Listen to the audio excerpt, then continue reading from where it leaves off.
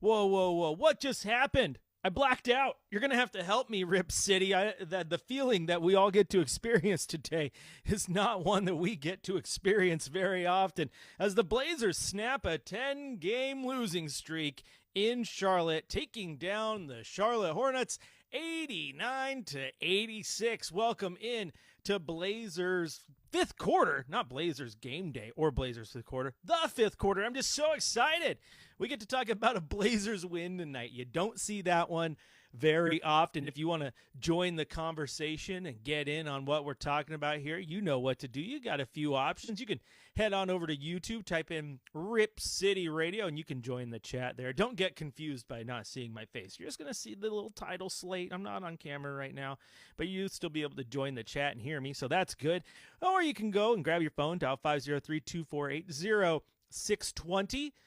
Jump on the phone lines, and then you can also follow me on X at Chris J. Burkhart and carry on the conversation over there. But what a game it was for your Portland Trailblazers. You definitely gotta like the effort and what you saw tonight from them. I mean, it was incredible. I know people get upset, and this is something we talked about during the pregame show is, you kind of wanted a loss tonight, right? Because there was a lot on the line when it came to standings in the NBA draft lottery. But sometimes you just take the good with the bad and you accept the fact that winning is kind of nice sometimes. The Blazers don't gain ground, kind of lose their ability or chance, if you will, to get into that fourth spot. If they would have lost this game, they would have been tied for it.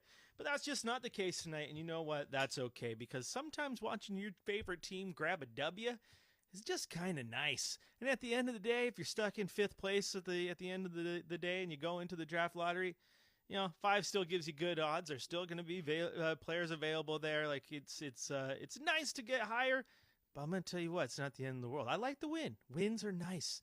When you haven't had a lot of them, it just feels good, right?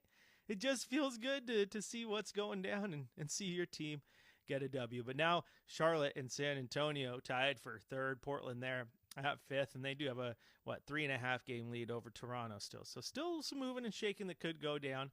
We'll see how it all shakes out. But let's look at this game. Blazers, they got out to the early lead. They had a 30-21 lead at the end of the first quarter, and in the second quarter the offense just went stagnant. Charlotte outscored them 23-15, and it wasn't a great half, but you know what, things were still looking good. The Blazers were able to kind of piece it together, do what they needed to do, and then you had some great performances from everybody on this team. I mean, Jabari Walker, he is the story of this one. He had 12 rebounds in the first half alone. That you love to see it, right? You absolutely love to see a performance like that. And his performance was pretty much the reason this team won the game late, because when you get down in the crunch time and you need your guys to get big rebounds, he came up big time, and he got every rebound that you needed. Blazers paced with the Hornets in the third quarter, 22-22, then outscored the Hornets in the fourth quarter, 22-20, to grab the 89-86 win. Looking at the box score, Jabari Walker did get a double-double, 14 points and a career-high 22 rebounds. That's a performance for the ages for him, especially since his previous career high in rebounds was 13, and he was just an absolute monster on the glass. And you hope a game like that defensively and cleaning up the glass is not an outlier. That's something he can do more often. He's shown that as of late, but 22 from him is absolutely incredible. Another great game from DeAndre Ayton, 22 points. He had 24 points and 16 rebounds as well. He did shoot the ball 12 for 22. Another really bright spot for me, though, was Scoot Henderson. 22 points, 10 assists, had 1 rebound, 6 turnovers. Again, the assist number is higher than the turnover number. That's something I always like. And 9 of 16 shooting. So the shooting percentage there at 56%. Definitely something I like. We've seen a lot of these days where he's, 18 of 19 or 8 of 19 or 8 of 20 and, 6 of 17. I like to get that shooting percentage up a little bit. Definitely something I'm not going to complain about. And you look throughout the rest of the lineup, Delano Banton, he had 12 points. Dwap Reith had 7. Ashton Hagens didn't score a point, but he did have 3 rebounds and an assist. On the Hornets side of things, that's where things were kind of fun too. It was the battle between, the number 2 and the number 3 pick. Brandon Miller had a pretty solid game. He went out there. He had 21 points on 9 of 20 shooting, and he had a chance to get it late with that hook shot. We missed it. Jabari Walker gets the massive rebound, which was his 22nd of the night, and that was very nice to see the Brandon Miller come up short, Jabari Walker come up big. Trey Mann had 11. Grant Williams had 5. Davis Bertans had 7. And TJ Thor had 9. Pokachevsky did chip in 11 for the Hornets as well. Looking at the team stats here, the biggest lead for the Blazers on the night was 11. The biggest lead for Charlotte was 4. Biggest run for the Blazers, they did go on a 9-0 run. There was 9 lead changes. The game was tied 7 times. All right, not too shabby there. This is an interesting game, though, because they won the rebound battle, obviously. I mean, with the way Jabari Walker was, that was good to see. They out-rebounded Charlotte 55-36, and when you do that, you tend to win games. Offensively, Portland had 14 offensive boards. Charlotte had just 2, so they were taking care of business. They were getting their second chance points, and again, a 55-36 number there is absolutely great. What you don't like, though, is something we talked about pregame, and that was that the Blazers need to get aggressive and try to get to the line. I'm a little shocked because this one, Charlotte had 22 free throw attempts. Portland had 12. Portland hit 8. Charlotte hit 17. So just like in Orlando, Charlotte is +9 in the free throw makes. And that's a big difference in this game. That's a big difference in a lot of games. And if you would have ended up losing this game by 1, you could have definitely zoomed in right there on those free throw discrepancies. And of course, the fact that Charlotte was in this, you can also look at that free throw discrepancy. I don't know why or what they need to do. Portland needs to get to the line. That's what I want to see. But a low-scoring game. It was a little bit sloppy at times, as you would expect, with 2 of the statistically and record-wise worst teams in the league. But, hey, give them credit. The Blazers went out there, and they got to win 89-86. And I know I've looked at social media already. I know some of you are upset about it. You don't like the fact that they won because, oh, man, that tanks everything we were trying to do in the lottery. But you know what?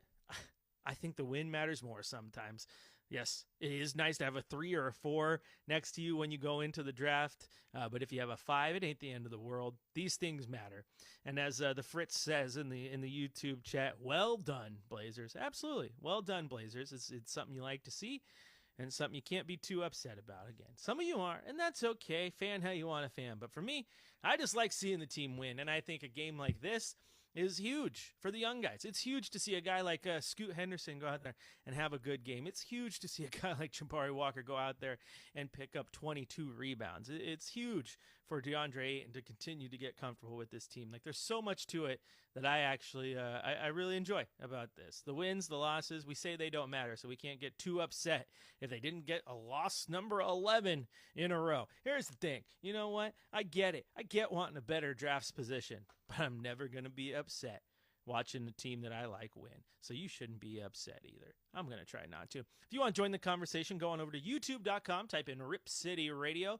You can get your comments and concerns in there. I'll comment on them. You can also grab your phone, dial 503-248-0620 to get in on the phone lines. We will take a quick break here on the 5th quarter. When we come back, it'll be time for What's the Scoot? Give you all the latest on Scoot Henderson and how he's doing and what we think of him and how good he's going to be. When he has good games like this, it's absolutely awesome. Chris Burkhardt here with you. It is the 5th quarter on your home of the Blazers, Rip City Radio 620.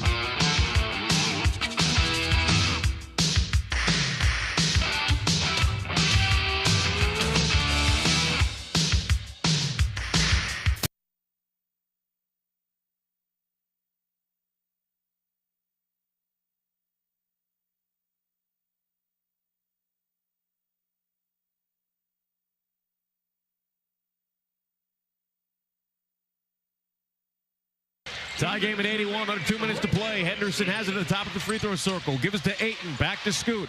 Screen comes, he attacks, steps through, underneath to Walker, double clutch, banks it in.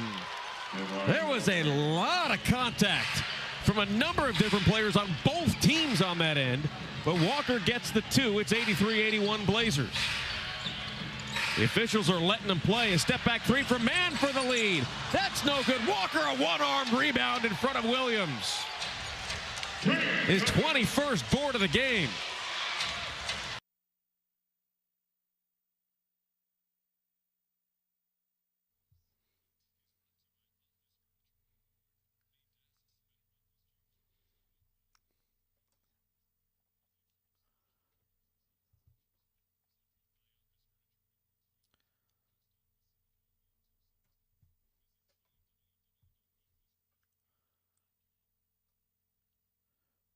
Welcome back into the fifth quarter. Chris Burkhart here with you. You can follow me on X at Chris J. Burkhart. You can also join the conversation by heading on over to YouTube. Type in Rip City Radio, and you can get in on the conversation there. Don't be confused by not seeing my face. You're just going to see the regular title slate. But you know what? You can still comment on how excited or upset you are that the Blazers won tonight. There are two camps, and that's fair.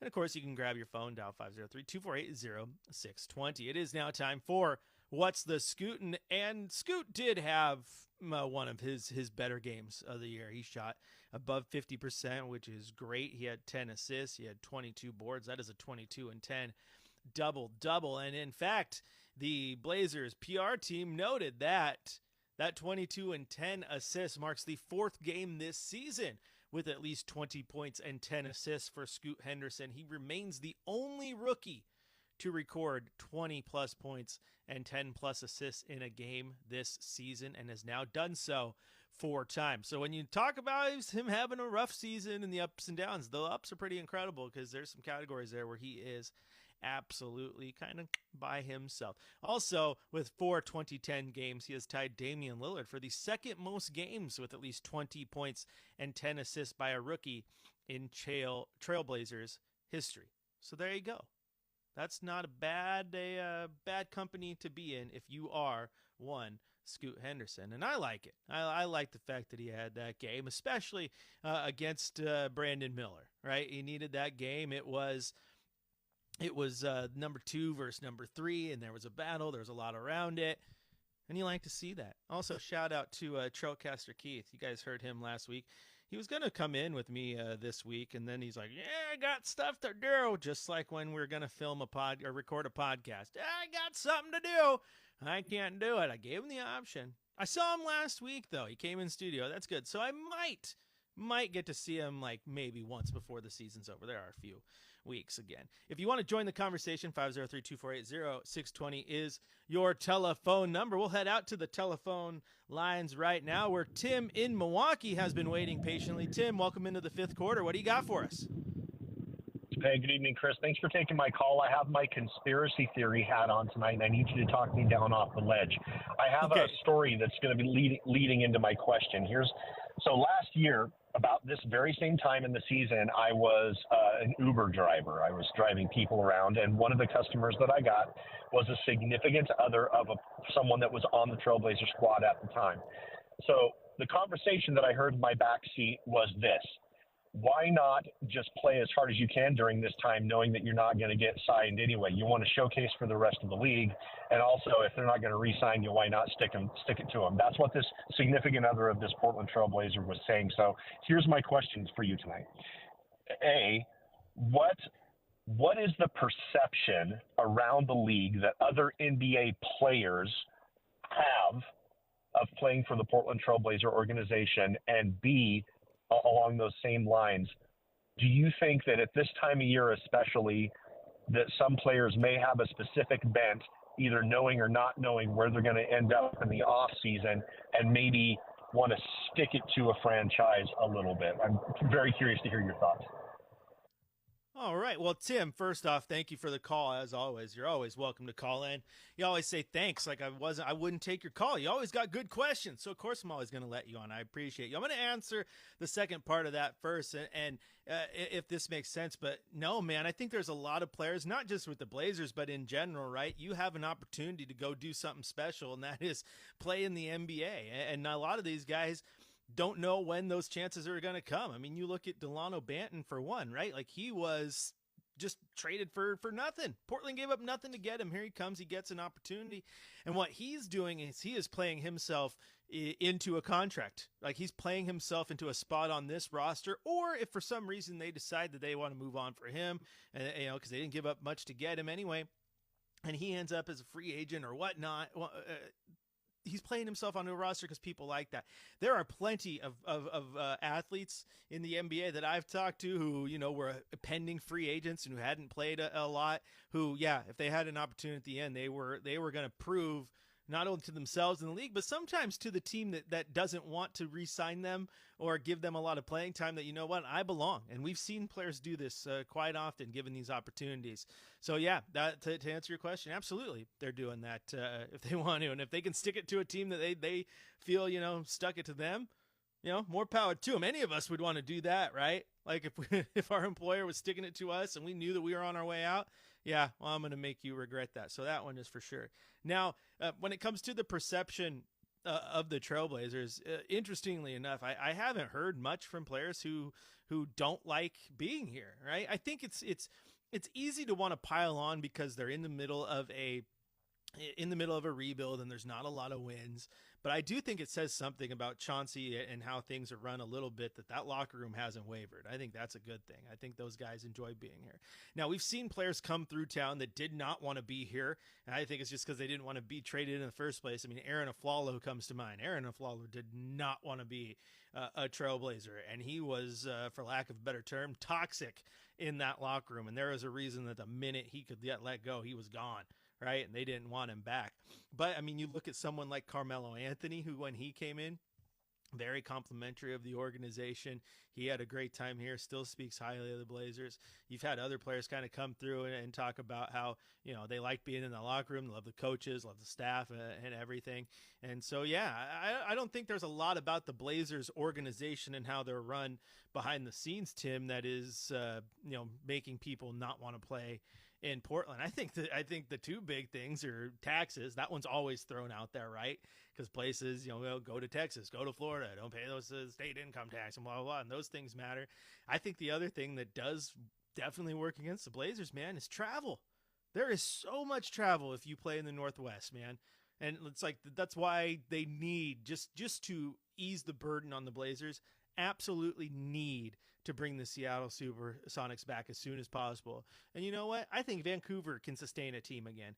The time and place in 1995 or 6 or whenever that team came in to be, it was just Vancouver wasn't right and couldn't do it. Vancouver is a completely different city than it was 25, 30 years ago, and I think they could sustain an NBA team. And if you did something like that, Tim, and you now totally alleviated some of the amount you have to travel, I think there would be players who are like, I can go to Portland now. And this sounds weird. It's always hard for me to describe how I say this, but I did some research one time, Tim, and it was the distance from every NBA team to their closest opponent, right? And if you took the 15 teams with the shortest distance to their closest opponent, for example, the team that has the shortest distance is the Lakers and the Clippers, right? They play in the same stadium, so there is 0 miles.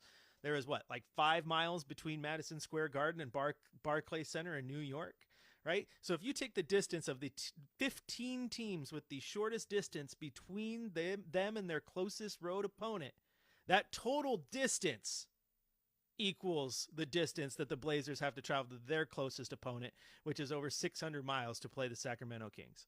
You know how many teams in the league get to bus to a game, right? If you're the Nets and you're playing in New York, you're getting on a bus. If you're flying from Milwaukee to Chicago, it's like a 20-minute flight. Boom, and you're not going through security like all us civilians, right? You're getting on the team bus, you're leaving the arena, you're going straight to the tarmac, you're hopping on a plane, you're not even hitting cruising altitude, you're landing back home in Chicago. getting off the plane, right into your car, driving home, and you're in bed. You're in bed. At the time that anyone playing on the Blazers would still be in the air looking at their watch going, cool. Still got an hour and a half of airtime, baby. Oh, it's going to be nice. So, yeah, that plays in there. But how the organization is run, I don't think that one matters as much as we make it out to, at least. I know, talking heads and fans talk about a lot of stuff, but I have not heard it from a lot of the players, man. I think there's been falling outs at times for certain reasons. I think that, like, you can look at, like, the Norm Powell situation and Robert Covington. I don't think they just jived with Coach Billups very well, and you saw it on their face, but I don't know if that was an organizational thing. Now, there are different organizations that, I've heard throughout the years that, players don't like going there. And I think a lot of those bad organizations have definitely tried to work to get rid of that, that aura around them. And I think if you're going to meet $20 million, where are we playing? What team is it? I don't know if there's any teams anymore that are just bad. There's some arenas that are terrible, and there are some, facilities that aren't great. But I think for the most part, the teams are, doing a pretty good job. And so I think Portland has always prided itself on being a good organization, treating their players well.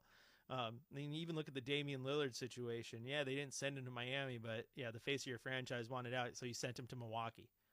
You sent him to one of the best teams in the East, and now he has a legit chance at playing for a ring. And I think players do see that and how they treat their players. And I think you see how they treat Dame, how he has a warm welcome. I think you see the fact that if Dame wanted to come back, this organization would let it be water under the bridge and welcome him back in a second.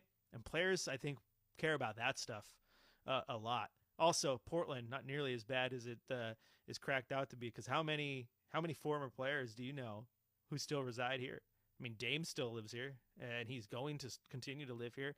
Channing Frye lives here. I know Steve Blake has been around. Like, there's a lot of Blazers who end up setting up shop. So, and I do give credit to the organization, Tim, because I do think one place that they were really bad at and were for a very long time was how they reached out to past Blazers and involved them in the current things that are happening. And I think Clyde Drexler called them out. It might have been on Rip City Radio in an interview with Dwight and Chad, actually. And ever since then, that was early in the year, late last year, they've done a lot better. Brought in Terry Porter. You've seen different players and coaches at different events. I mean, Rick Adelman was at a game, just a few weeks ago. And I think those things matter too. And I think the more you can involve those former Blazers, it goes a long way in continuing to build that gap between the organization and the fans, and then showing all these players that look at you, we don't care about you just when you're wearing our uniform, because once a Blazer, always a Blazer, and we care about you forever. And those things matter too. And I think they're doing a lot better job there. Could still be better, honestly, but the fact that they're trying is pretty cool to see. That's a great question, Tim. I hope that answered those two for you. If you have a question like that, hey, hit me up. 503-248-0620 is the telephone number. You can also go to youtube.com, type in Rip City Radio, and get in on the conversation there, where Phil says Scoot's best game, but you got to hit your free throws. That's true, Phil. That's absolutely true. You got to hit those free throws.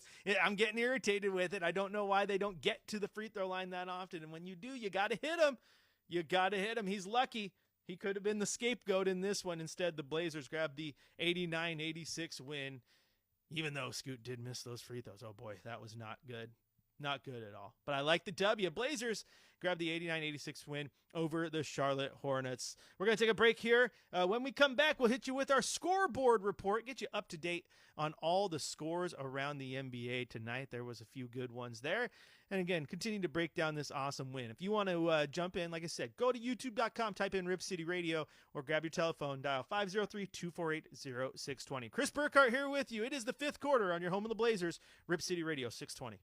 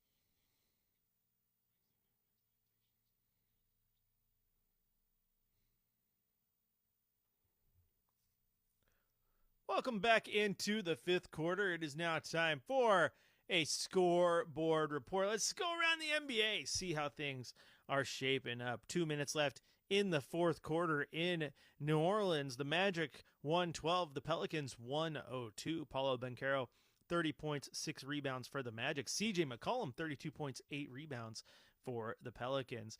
7.5 left in the first quarter in Phoenix. Cleveland up 14-2. Jared Allen with 6 quick points for the Cavs. Those are the only 2 games going on right now. Everything else is final. We'll start in the nation's capital, where the Lakers grabbed a 125-120 victory over the Wizards. Anthony Davis, 35 points, 18 rebounds, and 3 blocks. Jordan Poole had 29 points for the Wizards. In Atlanta, Detroit falls to the Hawks 121-113.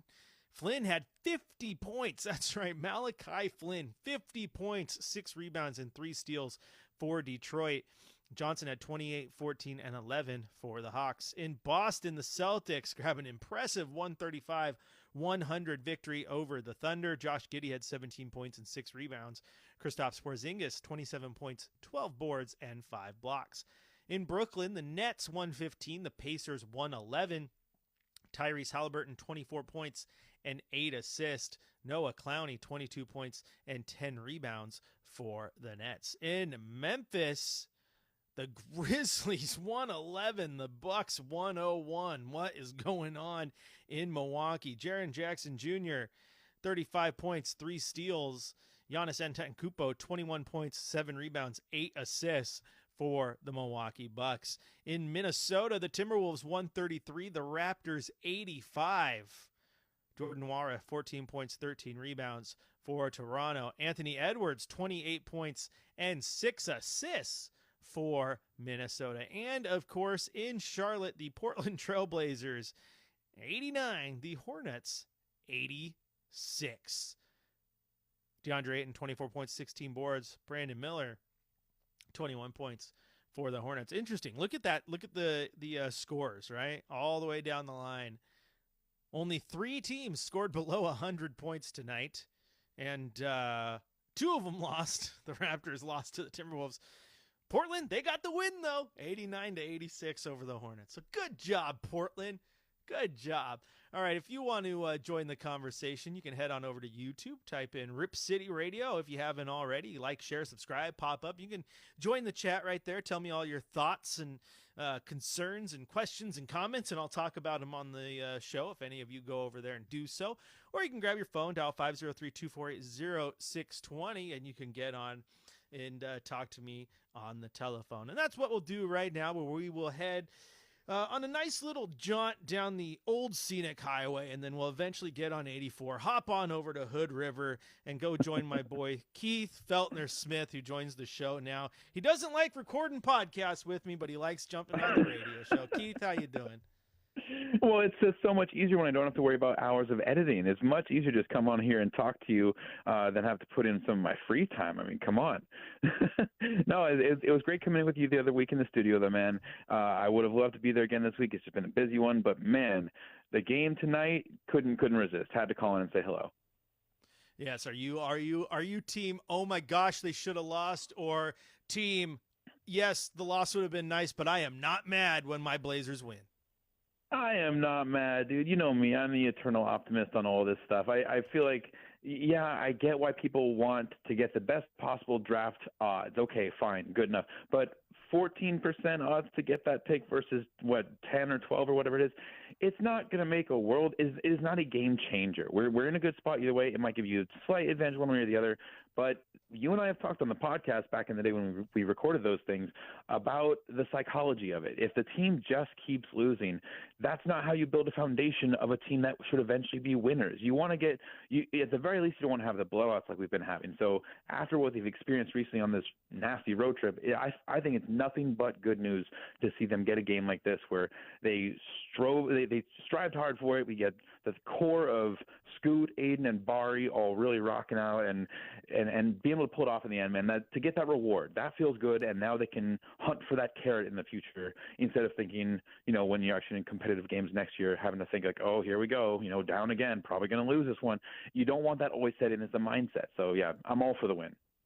Yes, Wins are nice, my man. See, I'm glad Nice. I'm glad that's the take you have, because that's the one I have. It's one of those things. I know you've been listening to the show, but it's like, yeah, the wins and losses, we keep saying they don't matter, but I'll never be upset watching my favorite team win, ever. Like, oh, no, I might lose a draft spot, and okay, well, you still got odds. You could still move up. You never know. Maybe the guy you draft at 5 or 6, wherever you end, because you could fall. There's so many things that could be in play.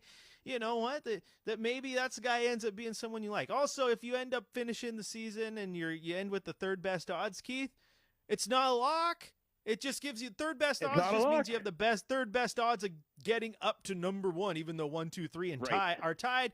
But you guess what? You could still end in 5th. So nothing's set in stone until the lottery's done. So for that reason alone, with so much that can change, the win is huge. And I'm going to be mad that Scoot Henderson went out and had one of his best games of the year. Yeah, shame on him.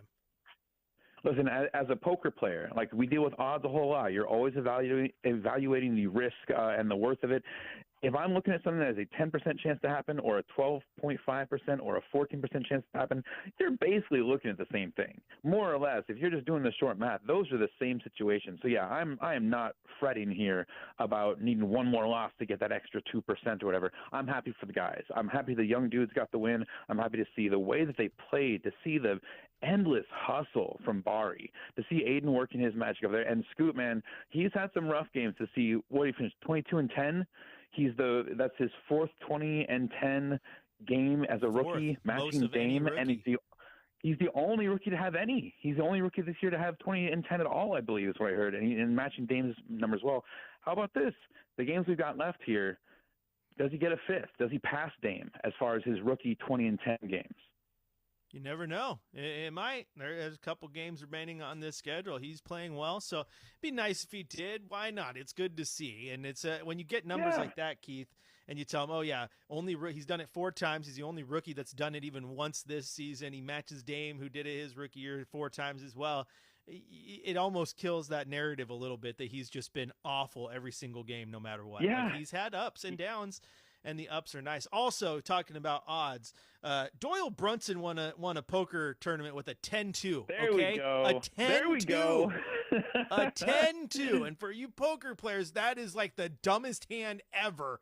And he won with it. It is now it is known as like the Brunson or the Doyle. We the always Texas just call Dolly, it the Doyle. man. Yeah. So let me tell you what, you never know. You never know what it could do and what's going to happen. And the odds might even be against you. And they obviously were with a 10-2, but they might play out in your favor, Keith.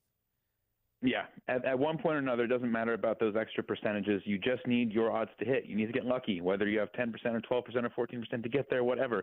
In poker, you're dealing with spots. I have, as a poker player, anyone who plays cards a lot, you have seen something hit 2% against you, and that seems impossible. But you know what happens, and that's the draft is it's not that crazy. And I think at the end, I like you said, I would rather just root for my team to win, especially after a season like this. Fans have dealt with enough. Let's just be happy with the win. Yeah. Also, here's a stat for you, Keith, and this is something to monitor moving forward. As a regular coach, Chauncey Billups has a not so good coaching record, right? But as a newly elected Naismith Basketball Hall of Famer and a coach, he's won. Just let you know. See? That's what we needed. We've been talking about the coaching the whole time. What we've been looking for was a Hall of Fame coach. Now we've got it. Oh, you got a Hall of Fame player who also happens to be coaching. Don't get it twisted. Here's the real question. True. It's an early game, which means I don't have to go to bed as soon as this show's over. Are you going to stay up and call me, and maybe we'll go loop for the Lord? You know what? I'm in. I'll be up for it. I'm not going anywhere. I've got some work to do tomorrow. Nothing getting up too early. So let's meet online. I'll see you there. For those of you who don't know, I'm referencing Dead by Daylight, which I haven't played in like a year and a half. I got this guy hooked on it now. He won't let it go. All right, Keith, it's awesome. I will. Thanks for calling in. I'll talk to you later, and I'm going to keep pestering you until you decide to hit that record button. Okay? We will do it soon. Always good talking to you, man. Have a great night. That is my buddy Keith. He's known as Trailcaster Keith because you can catch him on the Trailcasters podcast that I do with him and Tim Johnson every once in a while. We have some fun on that bad boy in the megally saturated podcast world. But you know what? Never too many spots where you can jump in and hear people talk about the Blazers, especially after a wonderful 89-86 victory over the Charlotte Hornets. All right, we're going to take one more break here on the show. When we come back, we're going to head down to the Coach's Corner, hear what Coach Billups had to say following the Trailblazers' 89-86 victory in Charlotte. Chris Burkhart with you on the home of the Blazers, Rip City Radio 620.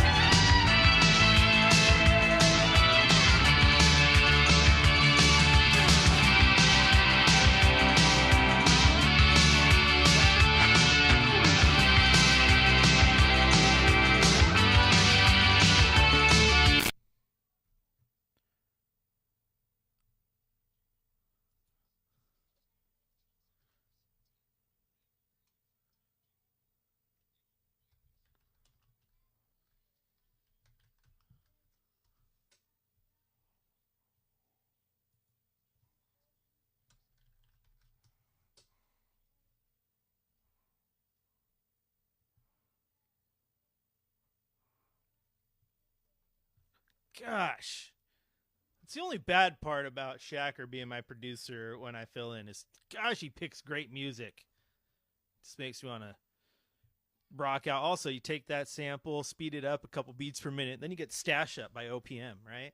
There's a drop for you. And if Keith is still listening, he's like, oh my gosh, did Burkhart just drop an OPM reference? That's right. Yes, I did. Heaven is a half pipe, my friend. All right, it is time now to head out to the Coach's Corner. Let's hear what Coach Billups had to say following this 89-86 victory for your Portland Trailblazers. Pretty good, at the end. And I thought I was very happy with us keeping our composure, The last probably 5-6 minutes, I thought Scoot was really good and just kind of slowing down, getting the ball to DA, where it should have been. Obviously, Jabari was a man amongst boys out there tonight, getting his career high in 23 rebounds and, hitting the 2 big free throws, And then DA was just DA, He's just a dominant force down there. And once we were able to get him the ball, because I thought they did a good job, the Hornets, of taking away the pocket, So we had to kind of get creative and how to get him the basketball, and we did. And Scoop made the right reads, but, so many guys played well. In our walk-off interview, I was talking to Scoot about him being active and aggressive early offensively, but he quickly asked, what did I get in assists? He was more proud of in that department. What does that say about him? That's who he is. That's who he is. I mean, he just cares about making everybody better. He always wants to make the team better. He knows that he does need to be aggressive in our pick-and-roll coverages because when the point guard is aggressive and playing well, it just changes how you have to play, and then it opens everything else up. So he's right. He needed to be aggressive early. I thought he just played a really good floor game. For the most part, defensively, he was physical. He did what he had to do. He didn't get in foul trouble, which takes anybody off of their rhythm, naturally. So, yeah, I was happy. I was very happy for him. Scooter talked after the game in Orlando. He was talking about that last play. He was like, I drove and I probably should have just kind of got to my spot, raised up and took a jumper. Mm-hmm. And he did that tonight in the fourth quarter. He got to the elbow and basically instead of driving, rose up and hit it, which I thought kind of showed some growth in his game already, taking something that he felt like he didn't do right the night before and then applying it to the next night. Well, Scooter's a very quick learner, and the best lessons you have to go through on your own. Obviously I could tell him that all year. I could tell him, or his teammates or anybody can tell him. But until he actually goes through it, and sometimes you got to bump your head to learn, So he would have loved to get a do-over in that Orlando game at the end, and he probably would have made a totally different decision. Well, here you go. You got to do over tonight, and he learned from his mistake, and that's just a great sign, man. That's just awesome. But it's also good for us to be able to allow him those opportunities, to learn. And some of them are tough, after Orlando game, and we could have got away and won. And then some of them you can get away with, like tonight. Jabari, too. I mean, you always talk about how competitive he is, and I feel like a lot of rebounding is about being competitive and wanting to get it from the other guy. It seemed like tonight, like he just that one-handed rebound he had late in the game where he was by the baseline too. Like you could just tell, like he wasn't going to let anyone else get those rebounds. Yeah. Barry was incredible. He was incredible. I thought, he really struggled, obviously, from the field. I think he was 1 for 10 at the half, but that's such a small part of Jabari's game. We depend on him for his defense. He's doing a really good job of guarding. I thought he had some incredible one-on-one defensive stops against Brandon Miller, and then just his rebounds.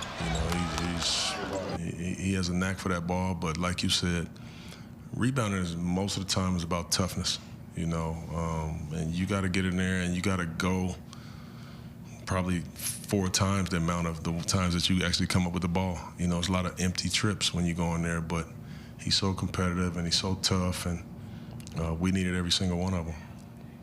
You guys forced multiple shot clock violations on Charlotte. I mean, I bet you love that. I do. I mean, we play defense from the time that possession changes, and we pick up 4 a lot of times, and sometimes those become very long possessions. And, man, we just lock in on it, and we when we're talking, when we're running around, we're moving around, we're helping each other, we don't miss a lot of helps. We make it very difficult, for teams to score sometimes, and I'm definitely proud of that. The guys after they're on the floor, just you can see that they're just so exhilarated. They're so excited. The energy was so high. How good does it feel just to come out with a win and for these guys too? I mean, it's awesome, especially coming off of a game that we felt we could have and should have won against a really good team in Orlando. So just want to come out and validate what we felt, and I thought we did that, for the most part. And I'm just so happy for all of our guys. They played their butts off. We had a really good shoot around this morning, a lot of energy in there, and I thought it was good.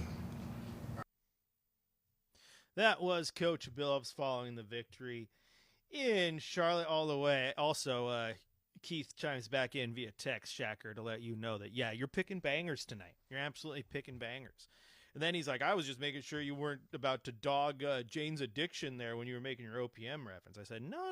When I'm picking the 5th quarter, when I'm producing, I always got to go with been caught stealing, right? You listeners know out there because A, sometimes they steal a victory, but B, it starts with the dogs barking. And that team, they got that dog in them every once in a while. That's why I play that. It all started last year with Josh Hart and, the old get that dog in them reference. And, yeah, there you go. Also, OPM. What a throwback, right? El Capitan, I could rock on that. Stash up. Heaven is a half pipe. Fish out of water. That is yeah, we're just gonna go skate down the road with our Sony Walkman disc player, whatever the heck you called it back then. I guess a Walkman. It wasn't playing cassettes, but you know what I'm talking about.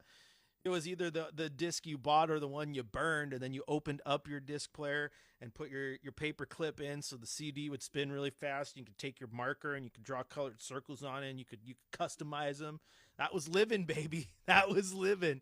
These kids nowadays, kids like Scoot Henderson, who's fresh, 20 years old, they'll never know. They'll never know. They went outside and played and listened to Spotify. It's just not fair. Just absolutely not fair. But now I just want to go listen to old school tunes and play video games. That sounds fun. Good game, though, in Charlotte. Blazers grabbing the 89-86 victory over the Hornets. And like I said, some of you might be upset because it locks them in. Not locks them in because there's still plenty of season in. But they didn't jump. They're still stuck there at 5 right now, when they had a chance to be tied for 4th with Charlotte. Instead, Charlotte now falls to 3. They're tied with San Antonio. They're both 18-58, and Portland is 20-56. So for Portland to jump up to even the 4 spot now, you're going to need San Antonio or Charlotte to win 2 games down the stretch, and Portland to lose out. And like Travis said during the broadcast, regardless of how things happen during the season, if you become tied, that is a coin flip. And for those of you wondering how things might play out, we've talked about the Spurs a few times here. The Spurs, the rest of the way, they have a couple tough games remaining on their schedule. So don't, look at that and say, oh gosh, they're going to lose them all. No, they have a chance to win a few because they got New Orleans, they got Philadelphia, then they have the Grizzlies. And that is a winnable game, but keep in mind that the Grizzlies did just upset the Milwaukee Bucks tonight, so you never know what could happen there. And then they finish out after that. They have the Thunder and the Nuggets. Those are going to be 2 tough games. And then they have at Detroit to end the season. So there's two possible wins there if I look at that. I see possible wins against Memphis and Detroit. And we'll see what happens the rest of the way. For Charlotte, they have the Magic, the Thunder, the Mavs, the Hawks, the Celtics, and the Cavs. I don't think I see 2 wins there. Maybe 1 if they're lucky. Keep in mind, they did beat the Cavs just a few games ago, 118-111. So it is in them. They know how to win a couple games if things get crazy.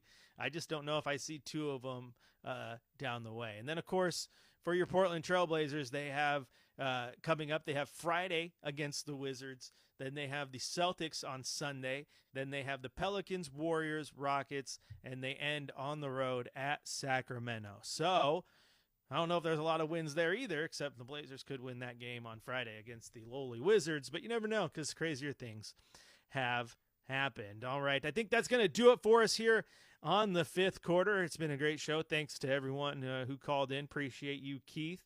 Tim in Milwaukee, I appreciate you. Great questions, by the way. I hope I answered those for you. It's always fun when you get a question that kind of has to lean back on some of your, your time reporting and traveling with the team and the things that you know. It's and you got to think about it, right? I like that. So I appreciate those questions, Tim. Everyone who jumped in on the YouTube chat as well. Again, Blazers, they beat, I almost said fall because I'm just so used to saying it, but no, they snap a 10-game losing streak. They beat the Charlotte Hornets 89-86, and they'll be back at it on Friday in the nation's capital against the Washington Wizards. Tip-off is at 4 p.m. right here on the home of the Blazers, Rip City Radio 620. I will be with you for pregame starting at 1:30 with Blazers Game Day. Chad will have the Blazers pregame show starting at 3 across the Trailblazers Radio Network. Once again, your Portland Trailblazers 89, the Charlotte Hornets 86. Rip City, you've been wonderful, as the boss man would say. Show me your Blazer.